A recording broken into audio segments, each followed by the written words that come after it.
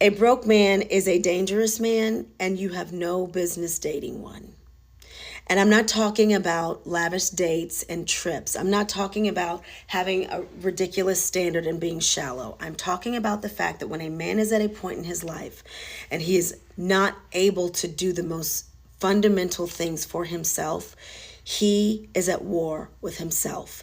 And you will be the punching bag in the war that he is having in his own self. You do not want to be that.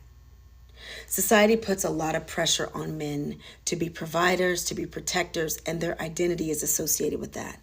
And when they cannot even do it at the most basic level for themselves, that is a problem for them. A lot of men, what they do, obviously, it's survival. They'll find a female that they will love bomb, they will convince to invest in their potential, to let them move in, to, let them put their stuff in her garage or use her address or any type of thing to get by. And here's what happens. Either you spend your time, your years, your youth, your money, your resources building this man up. And because he is not in a man's position, he does not feel like a man. And once he's built up, he will take all of your investment and go invest it in another woman who actually makes him feel like a man. Or what happened in my case is that he actually stays, but he develops a secret hatred towards you. It's a secret competition. Every chance he gets, he's trying to dim your light.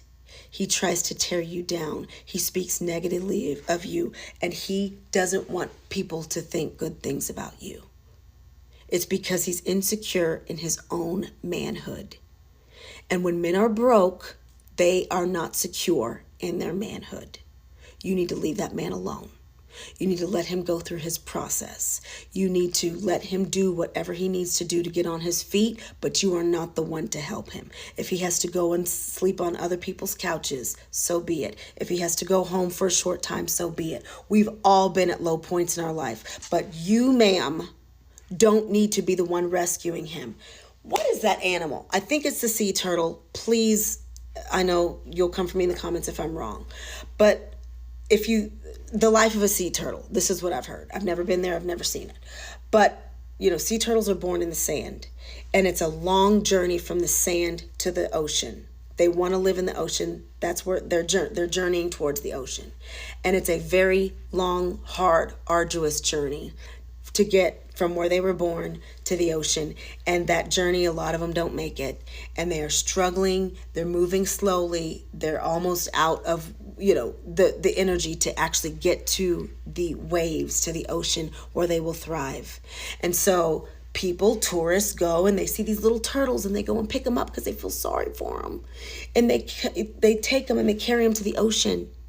And what happens is those turtles die because the journey from the sand to the ocean, they were developing muscles, they were developing stamina, they were developing survival skills that are going to be necessary for them to survive in the ocean.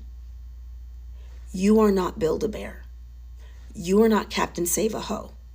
You deserve to be loved, protected, provided, cared for, showered with gifts, showered with love.